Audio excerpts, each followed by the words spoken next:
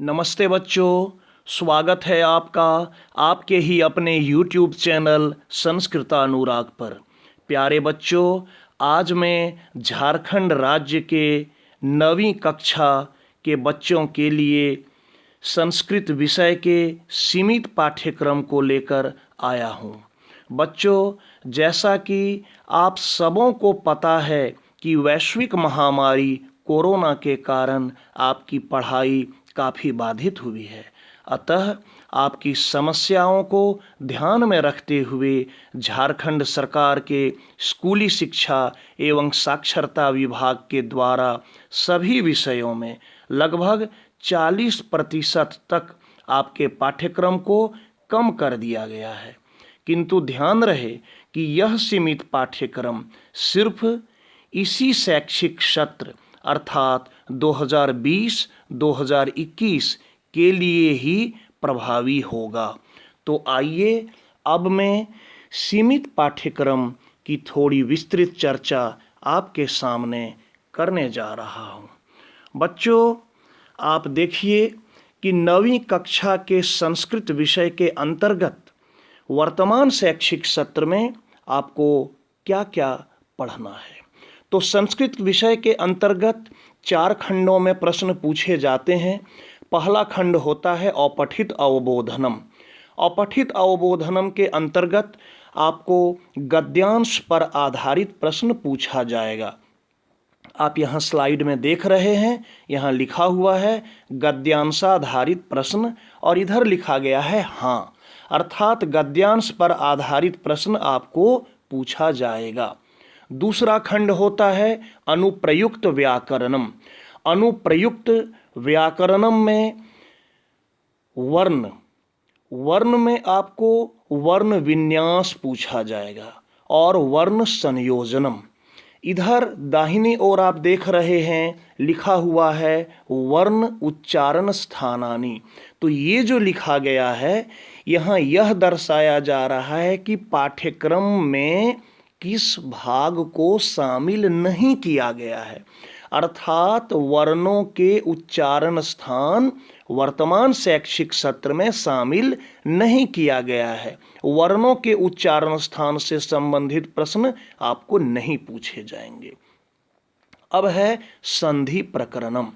संधि प्रकरणम के अंतर्गत स्वर संधि और स्वर संधि में स्वर संधि के भेद दीर्घ संधि, गुण संधि, यन संधि और वृद्धि संधि आपको पूछे जाएंगे। इसी पर संबंधित प्रश्न पूछे जाएंगे।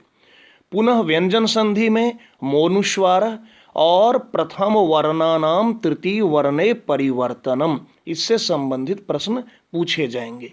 इधर दाहिनी ओर दर्शाया गया है कि नक्त्व विधानम तो स्थाने च रौ पूर्वस्य रेफस्य लोपः दीर्घ स्वरत्वम तो स्थाने लौ, इनको शामिल नहीं किया गया है। तो आपको व्यंजन संधि में सिर्फ पढ़ना है मोनुस्वार और प्रथम वर्णानाम तृतीय वर्णे परिवर्तनम। अब है शब्द रूपानाम प्रयोग। तो शब्द रूप के अंतर्गत आपको अकारांत पुल्लिंग शब्द पढ़ना है जो कि बालक के समान चलेगा, आकारांत स्त्रीलिंग रमा के समान, ईकारांत पुल्लिंग कवि के समान, ईकारांत स्त्रीलिंग मति के समान और ईकारांत स्त्रीलिंग नदी के समान। उकारांत पुल्लिंग साधु, ऋकारांत पुल्लिंग पितृ, ऋकारांत स्त्रीलिंग मातृ और हलंत शब्द रूप में राजन भवत आत्मन विद्वस गच्छत। नपुंसकलिंग में फल और संख्यावाचक शब्द में एक, द्वि, त्रि, चतुर, पंचम। ध्यान रहे इसमें दात्री और सर्वनाम शब्द यत, तत्, किम, इदम, अस्मद, युष्मद, इन्हें पाठ्यक्रम में शामिल नहीं किया गया है। धातु रूप में लट, लोट, लिट, लंग। विधिलिंग लकार में भू, पठ, हस, नम, गम, अस। आत्मनेपदी में लट, लिट, लंग लकार में आपको पूछा जाएगा और सेव और लभ। किंतु हन, क्रुद्ध, नश, आप, शक, ईश, प्रच्छ, क्री, ज्ञा, भक्ष, चिंत, रुच, मुद, याच और उभयपदी में नी, ह्री, भज, पच, सेव, लभ, इन सब को शामिल नहीं किया गया है। तो आप स्लाइड में देख रहे हैं बाईं ओर जो दिखाया गया है उसे आपको पढ़ना है, लेकिन उसी के कुछ अंश हैं जो दाहिनी ओर दिखाया गया है इसे शामिल नहीं किया गया है, अर्थात इसे आपको पढ़ने की आवश्यकता नहीं है। और उपपद विभक्ति प्रयोग, उपपद विभक्ति आपको पढ़ना है। इसमें अनुच्छेद में प्रश्न पूछे जाएंगे या वार्तालाप में, किंतु उपपद विभक्ति में चतुर्थी में रुच, दा, क्रुद्ध, स्पृह और असूय को शामिल नहीं किया गया है। अब उपपद विभक्ति में ही देखिए क्या क्या है। तो द्वितीया में है अभितः, परितः, उभयतः। तृतीया में है विना, अलम, सह, हीनः, किम, प्रयोजनम। चतुर्थी में नमः, स्वाहा, अलम। इसे शामिल किया गया है, इसे आपको पढ़ना है। और नहीं पढ़ना है किसे, तो पंचमी विभक्ति, षष्ठी विभक्ति और सप्तमी विभक्ति, उसमें भी दे दिया गया है कि किन किन चीज को नहीं पढ़ना है। तो पुनः मैं दोहरा दूं कि बाएं साइड में जो दिया गया है इसे पढ़ना है। देखिए यहाँ लिखा हुआ है पाठ का नाम चयनित, अर्थात इसे चुना गया है, इसे सेलेक्ट किया गया है।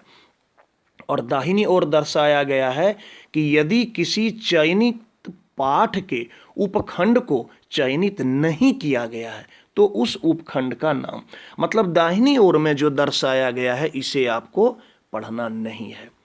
प्रत्यय में कृदंत के अंतर्गत तुमुन, कत्वा, ल्यप, त और क्तवतु, इसे पढ़ना है। और क्षत्रि एवं सानच को नहीं पढ़ना है।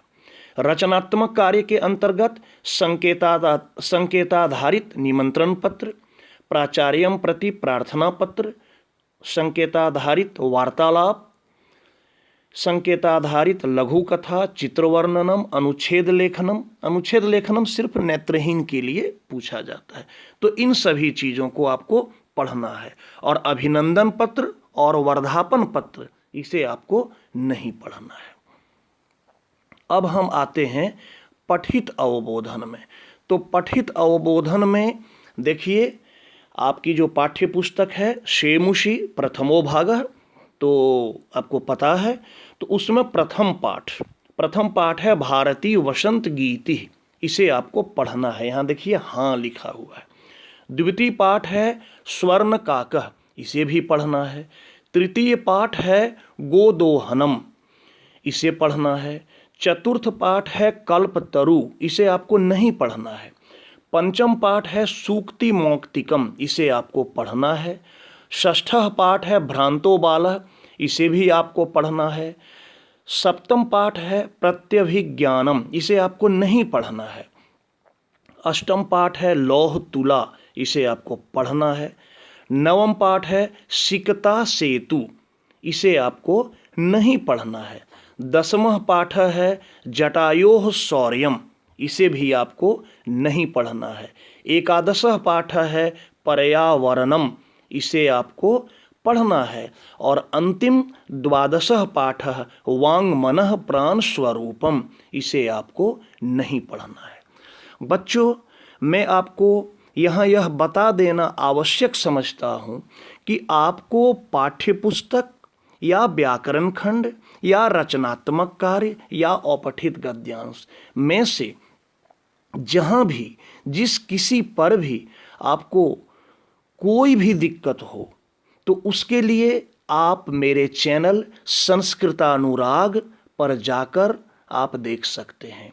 संस्कृतानुराग नामक मेरे चैनल पर आपकी कक्षा की, वैसे सभी कक्षाओं की सामग्री उपलब्ध है, लेकिन विशेषकर 9वीं एवं 10वीं कक्षाओं की संपूर्ण सामग्री उपलब्ध है। तो आपको जिस किसी भी पाठ में आपको कठिनाई हो, जिस किसी भी पाठ को आप पढ़ना चाहें, जिस किसी भी विषय पर आप जानकारी प्राप्त करना चाहें, तो हमारे चैनल पर आप जाकर जानकारी प्राप्त कर सकते हैं और अपनी पढ़ाई आप जारी रख सकते हैं। तो आज के लिए इतना ही। सभी बच्चों को बहुत बहुत धन्यवाद।